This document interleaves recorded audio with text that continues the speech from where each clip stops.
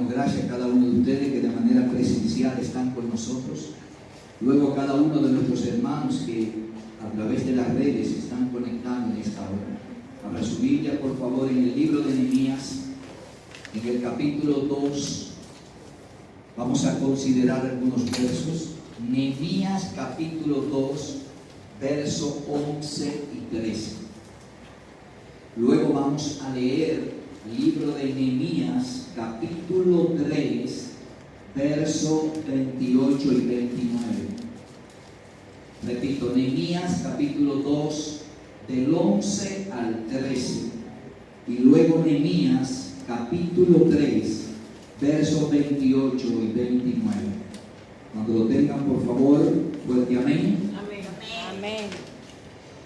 Llegué pues a Jerusalén y después de estar allí 3 días, me levanté de noche, yo y unos pocos varones conmigo, y no declaré a hombre alguno lo que Dios había puesto en mi corazón que hiciese en Jerusalén. Ni había cabalgadura conmigo, excepto la única en que yo cabalgaba. Y salí de noche por la puerta del valle hacia la fuente del dragón y la puerta del muladar, y observé los muros de Jerusalén que estaban derribados y sus puertas que estaban consumidas por el fuego. Nehemías 3, 28. Desde la puerta de los caballos restauraron los sacerdotes, cada uno enfrente de su casa. Repita, de su casa. Repítalo nuevamente, de su casa. Después de ellos restauró Sadoc, hijo de Immer, enfrente de su casa. Repita nuevamente, de su casa. De su casa. Dios añada bendición a cada una de nuestras vidas a través de esta su divina y poderosa palabra. El Espíritu Santo pueda ministrar cada uno de nuestros corazones en esta hora y podamos ser bendecidos de una manera especial. Padre, gracias en el nombre de Jesús. Pueden tomar asiento cada uno de mis estimados y amados hermanos. En esta mañana Dios ha colocado en mi espíritu poder predicar una palabra titulada Sentido de Pertenencia. Sentido de pertenencia. Libro de Nehemías es el libro en el cual estamos pasando todo lo que será los 52 días de reedificación de nuestra casa, Iglesia Cristiana Fuente de Salvación del Distrito Nacional. Cuando leemos este capítulo, en el capítulo 2, nos encontramos a Nehemías, que no solamente había llegado a Jerusalén, sino que ahora él iba a corroborar lo que había recibido, el mensaje que en el capítulo 1 él había podido recibir, amén, de aquellos que habían llegado y le habían dicho la condición de Jerusalén. A pesar de que Dios había colocado en su corazón la reedificación, el poder levantar, ir a Jerusalén y fortalecerse juntamente con todos y cada uno de los demás judíos para poder entrar juntos a poder levantar esta gran obra. Ahora Nehemías quiere cerciorarse propiamente él, yendo de noche a observar, a poder él mirar el panorama en el cual Jerusalén y sus muros se encontraban. Es interesante nosotros poder notar que no solamente un líder puede quedarse solamente con escuchar lo que los demás en un momento dado puedan decir, sino que tiene que llegar el momento donde el líder tiene que palpar, tiene que poder observar por sus propios ojos y sus propias fuerzas lo que él tenía que ejecutar. Y una de las cosas que Nehemías pudo percatarse no solamente era que los muros de Jerusalén estaban destruidos y que la ciudad de Jerusalén estaba desierta, que sus moradores estaban viviendo en las afueras de la ciudad, sino que él también se había percatado de algo, y era que los que quedaban en Jerusalén, los que todavía habitaban en las afueras de la ciudad, cada uno de ellos no solamente estaban viviendo en las ruinas, sino que cada uno de ellos había podido edificar y había podido levantar su casa propia para poder habitar en ella al punto de cada una de sus familias. Y es interesante que Nehemías, cuando observa todo el panorama, se da cuenta que ve la ciudad devastada, pero ve a un pueblo que había podido edificar y que había podido levantar casas para ellos poder vivir y poder guarecerse, poder estar respaldados ellos y también sus familias. Buscando en la Biblia, tratando de encontrar otras historias acerca de reedificaciones, la Biblia habla justamente de las dos grandes reedificaciones que el pueblo de Israel tuvo que construir y tuvo que edificar. La primera la vemos en el libro de Nehemías, donde se iba a levantar los muros que iban a dar protección a la ciudad y se iban a reparar todas y cada una de sus puertas. La segunda reedificación que el pueblo de Israel tuvo que entrar para poder restaurar era la reedificación, no ya de los muros, sino ahora en el libro de Ageo, de lo que era el templo que había sido destruido y que estaba ahora en oprobio. La Biblia declara en el libro de Ageo, en su capítulo 1, la Biblia dice: entonces vino palabra de Jehová por medio del profeta Ageo, diciendo: es para vosotros tiempo para vosotros de habitar en vuestras casas artesonadas, y esta casa, que es la casa de Dios, que era el templo, estaba abandonado y nadie iba a ofrecer holocausto ni alabanza, sino que el templo estaba en oprobio, o sea, en vergüenza. Es interesante nosotros poder ver en la palabra de Dios que las dos grandes reedificaciones que la Biblia señala, las dos tenían dos factores que eran comunes, aunque habían pasado diferencia de años entre una y otra, pero sin embargo habían dos grandes factores que se repetían cada vez en las mismas reedificaciones. Número uno, por favor tome nota. En cada una de las reedificaciones, cada familia estaba ocupando sus propias casas. Cada familia, tanto en la reedificación de los muros de Jerusalén, los habitantes que quedaban no estaban viviendo a la intemperie, sino que ellos habían edificado casas para ellos poder vivir. Ahora en la reedificación, en el libro de Ageo acerca de reedificar el templo, nos encontramos que justamente también se da el mismo factor en común.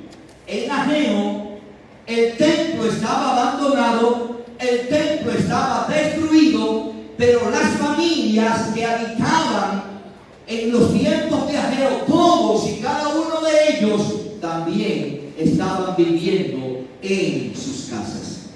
Y el llamado de Dios directamente al pueblo en los tiempos de Ageo era: no es tiempo para vosotros ya de poder reedificar el templo, sino de habitar. Y el término que Dios utiliza, definitivamente a mí me encanta, porque Dios habla de habitar en vuestras casas artesonadas.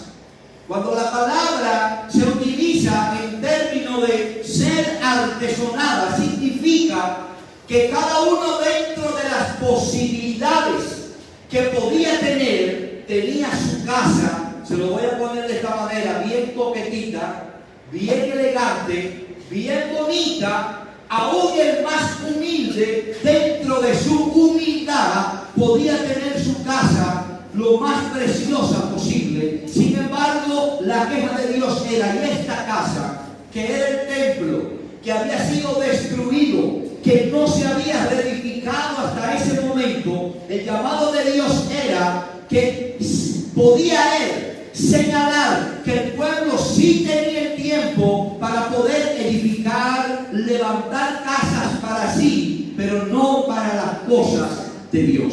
Amén. Lo primero era, en los dos tiempos, cada familia se había propuesto edificar y levantar su propia casa para salvaguardarse él y salvaguardar su familia. Punto número 2 en común: todo lo que estaba destruido y todo lo que estaba en ruina justamente era lo que le pertenecía a Dios. En la primera reedificación de los muros, cuando Nehemías sale a poder palpar lo que estaba aconteciendo, se da cuenta que la ciudad estaba desierta, pero que en las afueras de la ciudad, los judíos que habían llegado del exilio habían construido sus casas para poder vivir en ella. Y ahora en la última también ocurre justamente lo mismo.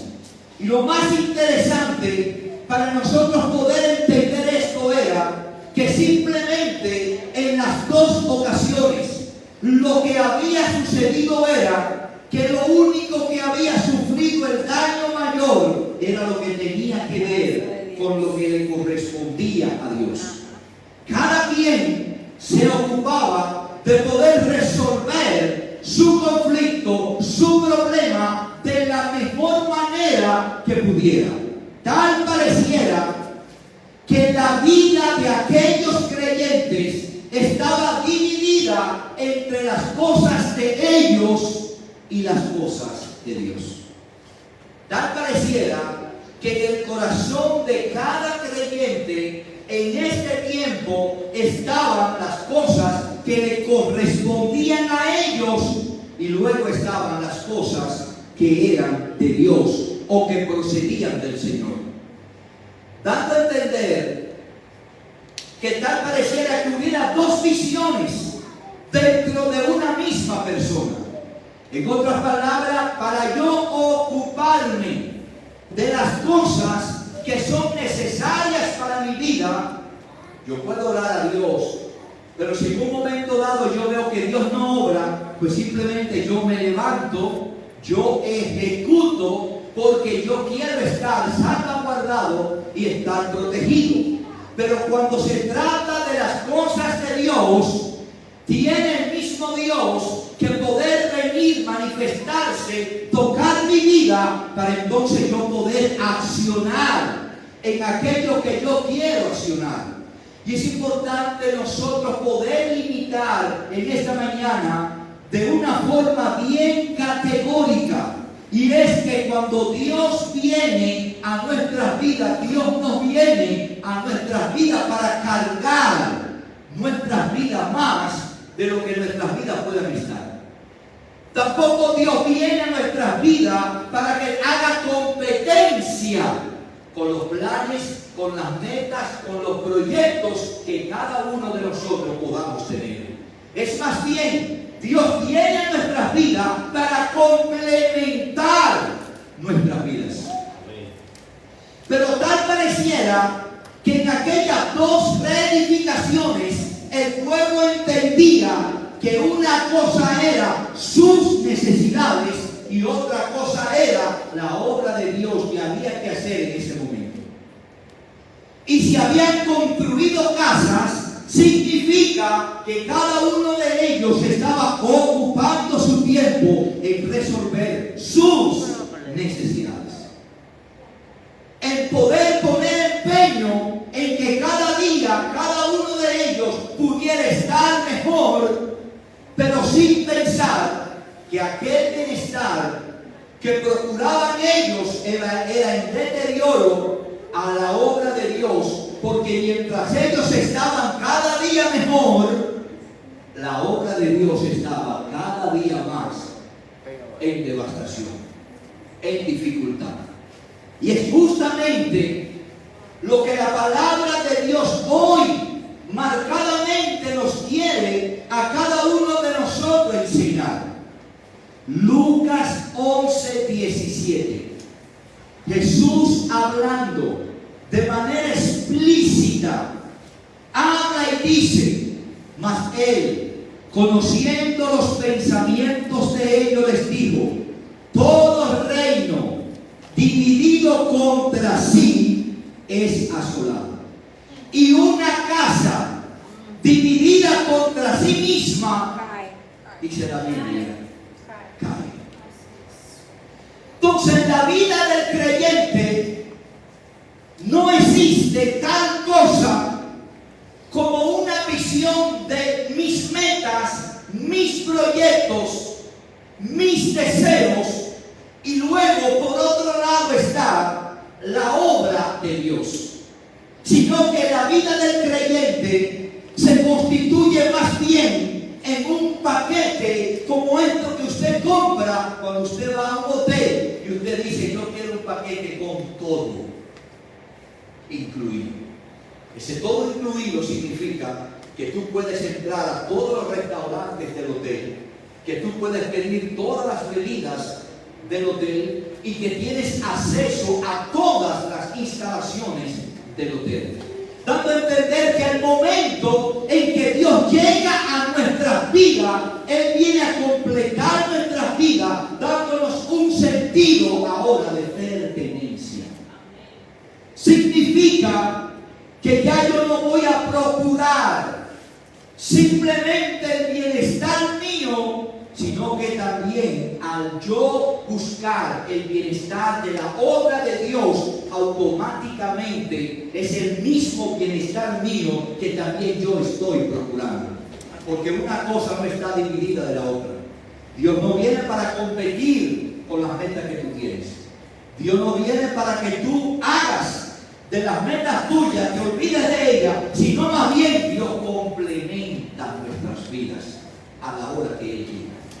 Mateo 6:24 dice la Biblia, hablando Jesús explícitamente acerca de esto: nadie puede servir a dos señores. Menospreciará a uno y amará al otro, o querrá mucho a uno y despreciará al otro. Si la vida del creyente, de aquellos que estaban en aquellas dos reedificaciones, estaba dividida, para ellos lo más importante era los planes, las metas que ellos como persona tenían. Por eso cada uno de ellos, aunque había devastación en lo que era la obra de Dios, pero cada uno de ellos estaba ocupado y se había resguardado para lo de él. Mientras el templo estaba destruido, mientras las murallas estaban destruidas, sin embargo, ahora justamente cada una de estos dos pueblos, en las diferentes etapas, en las dos reedificaciones, cada uno de ellos estaba absolutamente viviendo de la misma manera, ocupado, sumergido, amén, en las cosas que a cada uno de ellos les competía, y tal pareciera que lo de Dios estaba divorciado de sus vidas, tal pareciera que lo de Dios era otra cosa. Sin embargo, en la vida cristiana, Jesús viene a nuestra vida para llenar nuestra vida de plenitud, de un paquete completo. ¿Qué peligro hay de cuando yo quiero llevar mi vida cristiana de manera dividida? Por un lado la obra de Dios y por otro lado cada una de las cosas que yo quiero hacer. Explícitamente la Biblia habla tajantemente sobre esto en el libro de Ageo capítulo 1 verso 3, cuando Dios dice: Pues así ha dicho Jehová de los ejércitos: meditad bien sobre vuestros caminos, porque si vives dividido, te pudiera pasar esto: sembráis mucho y recogéis poco, coméis y no os saciáis, bebéis y no estáis satisfechos, os vestís y no os calentáis. Y el que trabaja a jornal recibe su jornal en saco roto. ¿Sabe qué estaba Dios llamando la atención? Que en el momento que alguien viene al conocimiento de la verdad y que entrega su vida a Jesucristo, su vida cristiana comienza a ser una vida que va en un conjunto de cosas en completo. En otras palabras, cuando conozco a Dios, las cosas de Dios no se pueden convertir en mi vida como cuando alguien pone una carga sobre mí.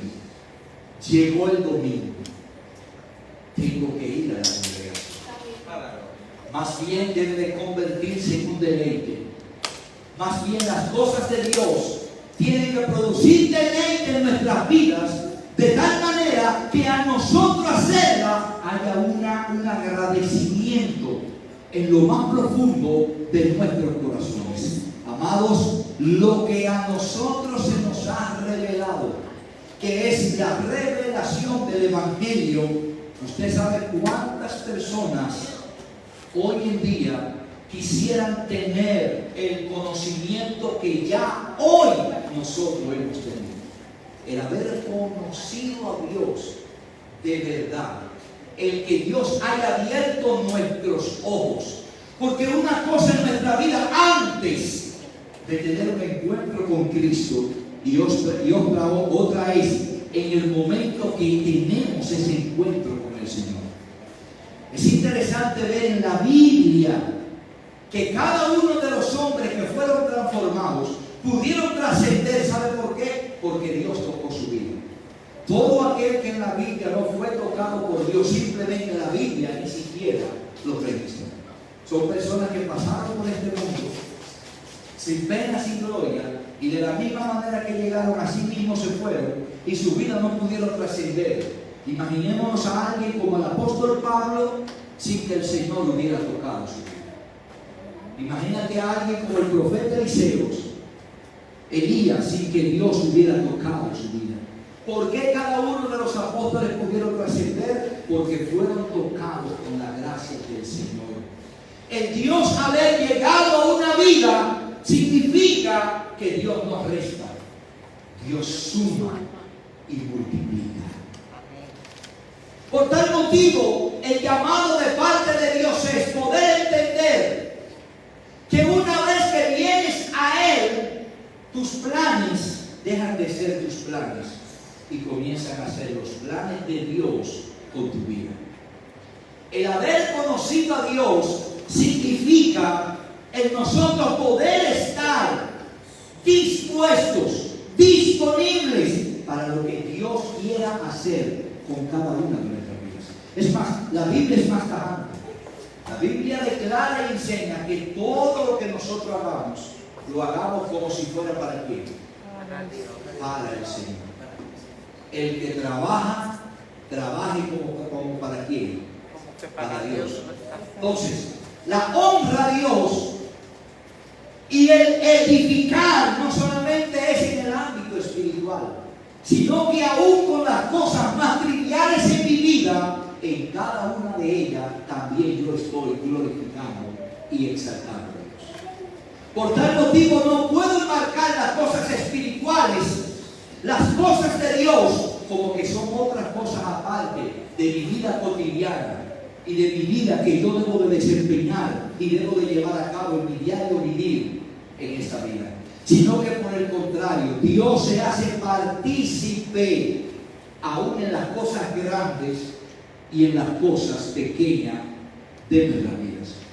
La gran diferencia que había entre el pueblo de Israel y las demás naciones era la siguiente. Es entendible que todas las demás naciones tuvieran el propósito de poder cada día prepararse con su ejército para poder conquistar y poder alcanzar cosas. Porque tenían que hacerlo de esa manera, porque no contaban como Israel, que era un pueblo que contaba con Dios a su lado.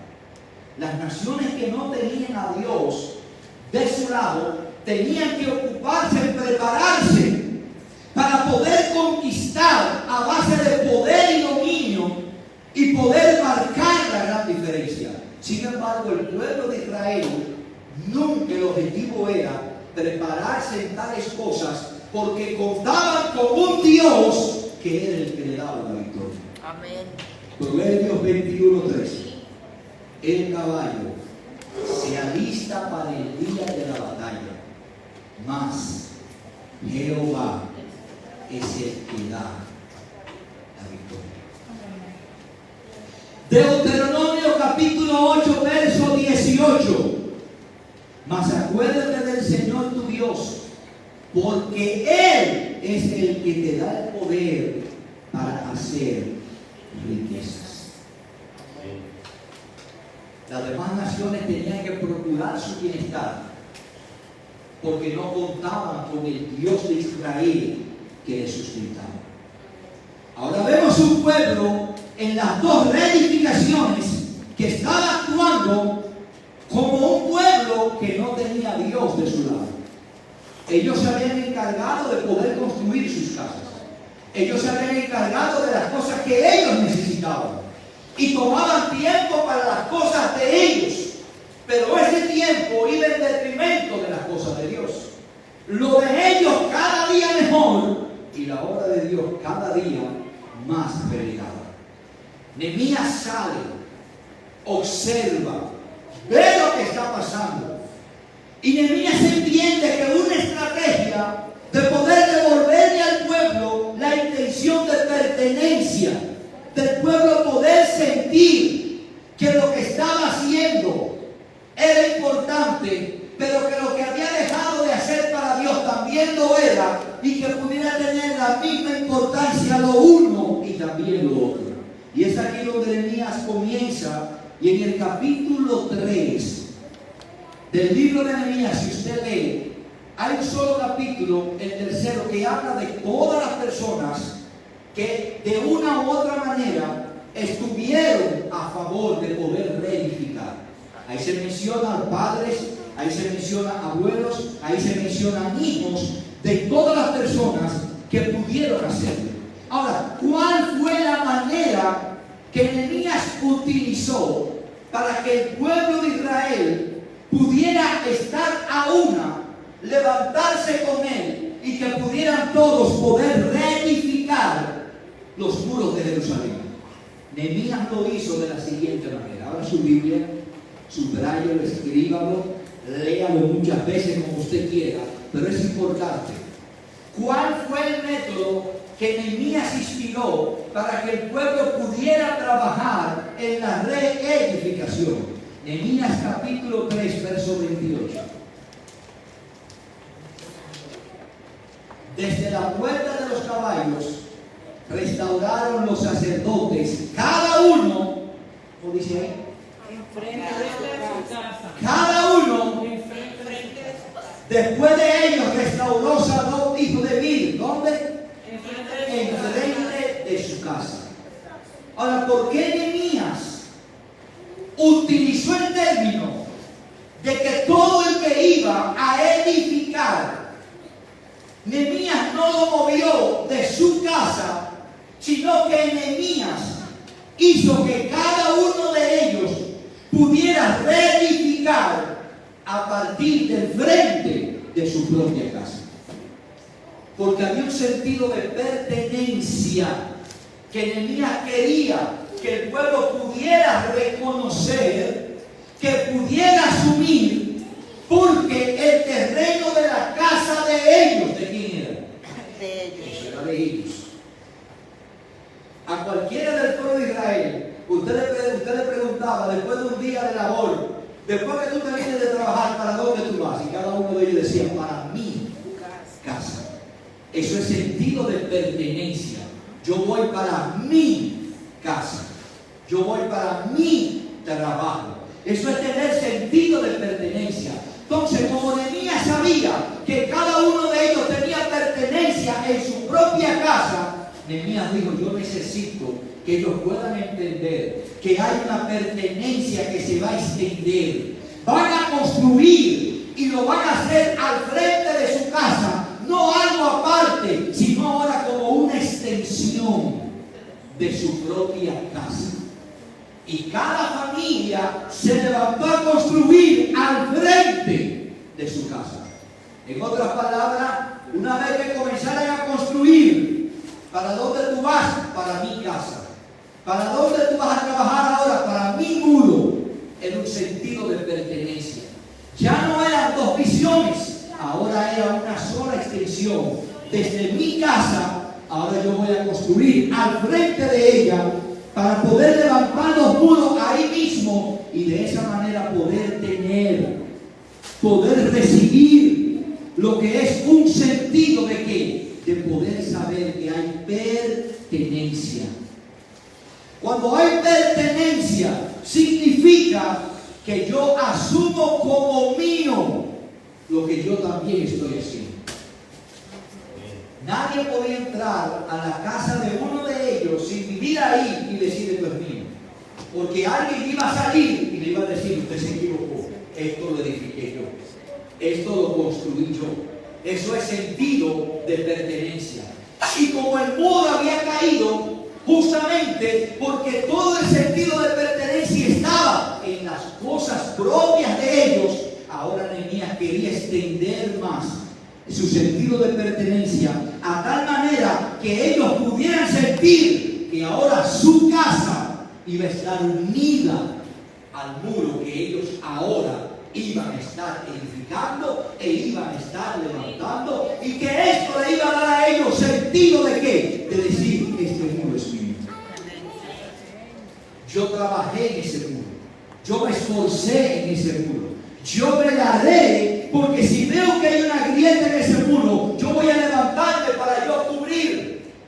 Nehemías pudo verlos puestos a cada uno de ellos, decir, esta familia váyase para aquella esquina, esta otra váyase para la otra. Pero ¿qué pasa? Que el que vivía aquí y construía en aquella esquina, no todos los días iba a ir de aquí a la esquina a ver cómo estaba la construcción. Pero en el momento que alguien salía de su casa, desde que salía, ¿qué hacía? Veía el muro. Y ese muro que estaba mirando no solamente significaban rocas, piedras, sino que había sudor, horas de trabajo, horas de sacrificio de ellos. Cada uno ahora iba a edificar el muro, pero con un sentido de pertenencia. Eso lo edifiqué yo. Eso lo hice yo. Es un sentido de pertenencia.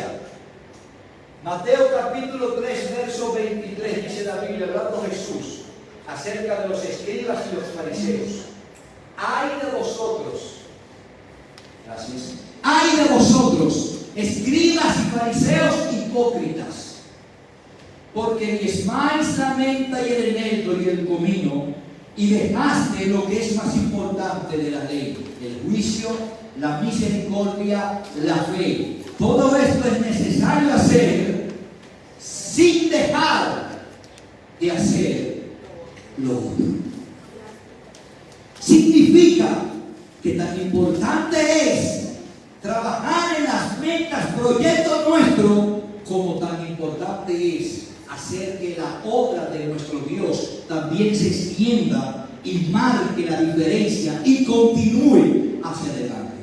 Es a esto lo que el apóstol le llama a su amado gallo y le dice, amado, yo deseo que tú seas prosperado en todas las cosas, así como también. No le hablo de una prosperidad física. Quiero que tu cuenta del banco esté bien. Sí, yo quiero que tu cuenta del banco esté bien. Pero yo también quiero que tu cuenta espiritual también esté de la misma manera. Dando a entender que la bendición de Dios sobre nuestra vida es una bendición de 360 grados a la redonda. Dios quiere que estés bien física, emocional y espiritualmente, así como también su obra juntamente contigo va creciendo para la gloria de su nombre. Porque la obra de Dios, cuando trabajas en ella, no solamente crece la obra, tú creces juntamente con ella. Tú avanzas juntamente con ellas. Entonces, Nehemías levantó el pueblo a trabajar en este modelo frente a su casa. Que haya una extensión ahora de pertenencia. Que sientas ese muro, como también tú sientes las metas, los planes, los proyectos que en tu vida secular también tú tienes.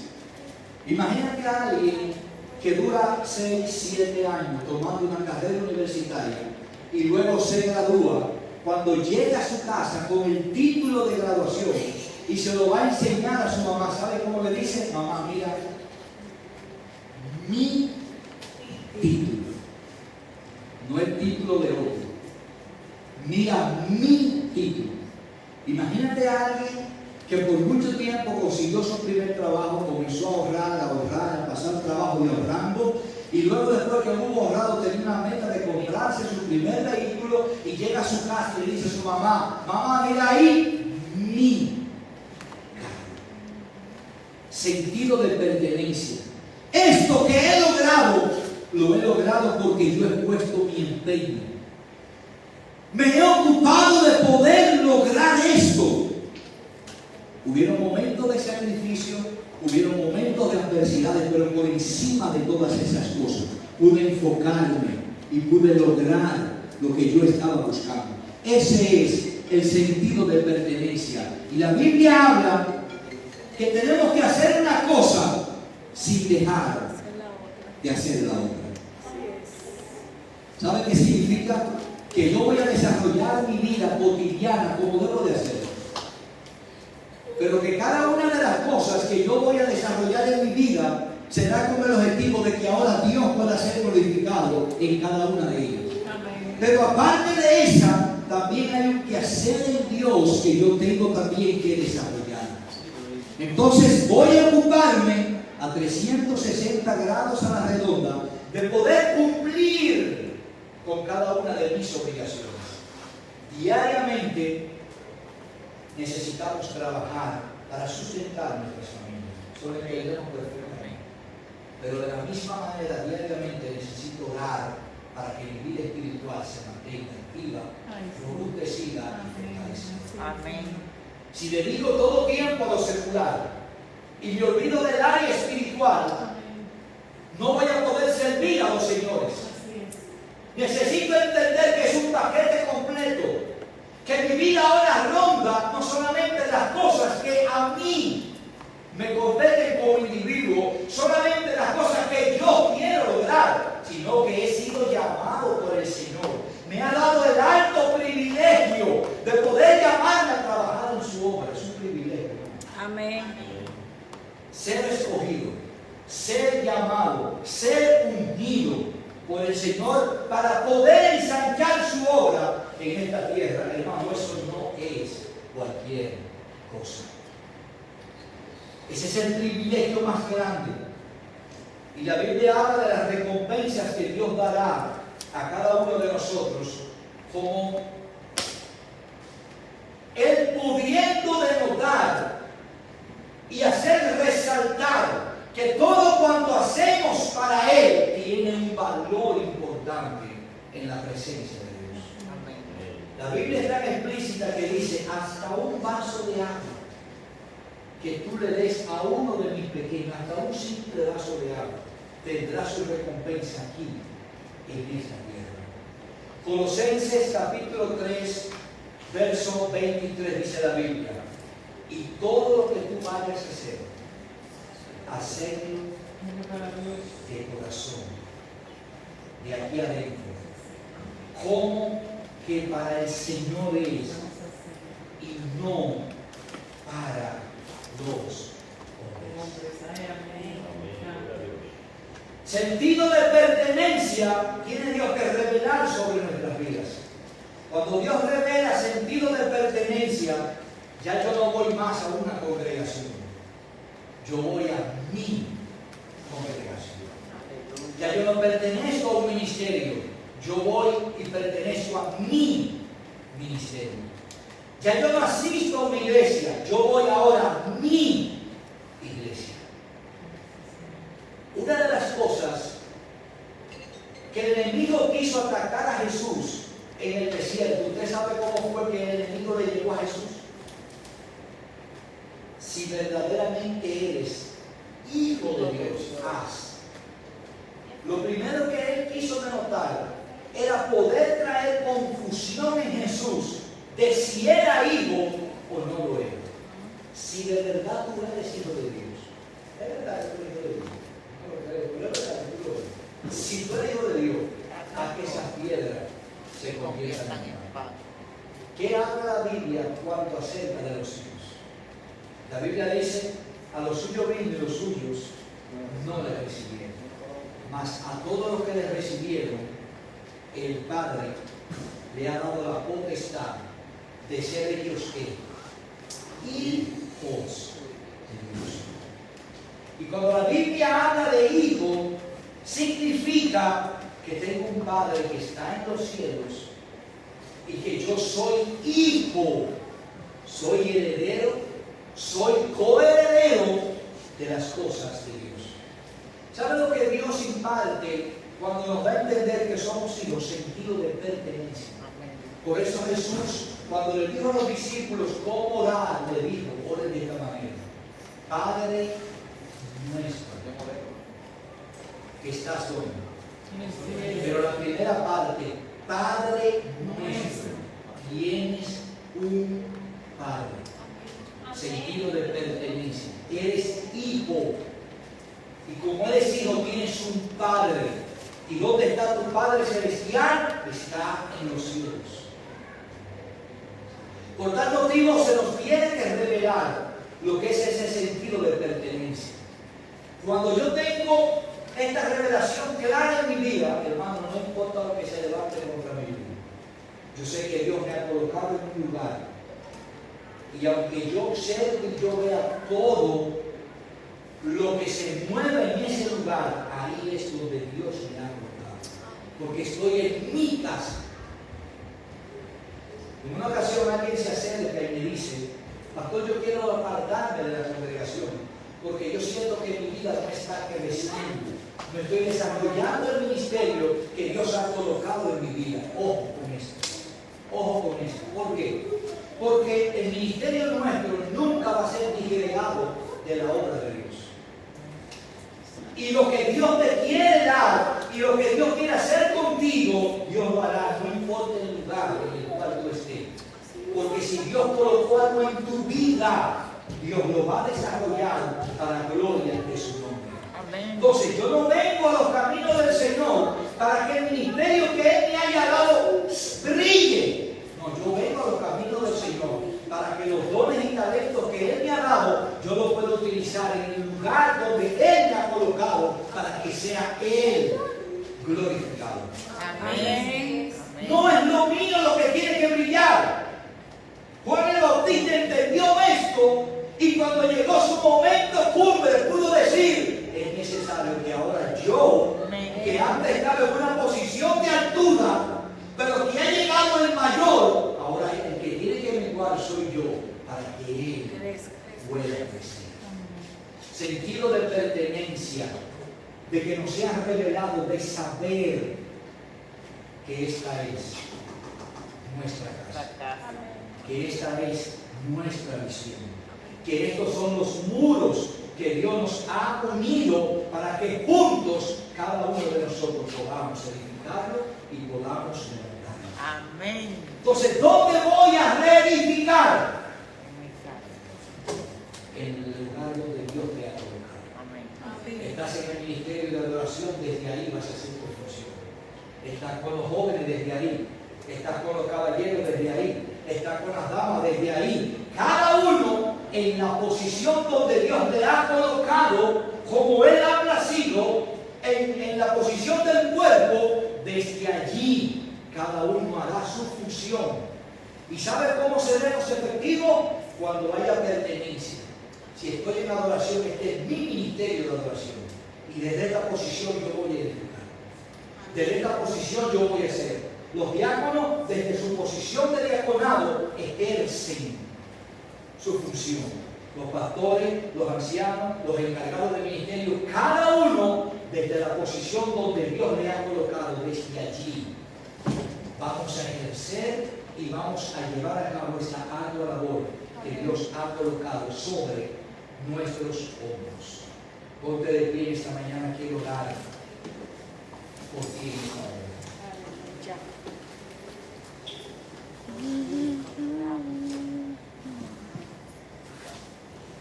Extiende tus manos al cielo. Aleluya. Espíritu Santo de Dios, uno mi fe, Señor, a la fe de tus hijos. Y en unidad, Señor, en este momento oro a ti, pidiéndote, Padre, que nuestros ojos espirituales sean abiertos. Podamos entender, podamos creer a lo que tú has declarado para esta tu casa. Pido, Padre, sentido de pertenencia sobre cada una de nuestras vidas. Oro a ti, Padre, para que todo espíritu, Señor, de orfandad se vaya en el nombre poderoso de Jesús. Declaro, Padre, hijos de esta casa. Declaro, Señor, hombres y mujeres comprometidos, entregados a una misma visión para poder llevar a cabo tu obra, Señor, en esta tierra.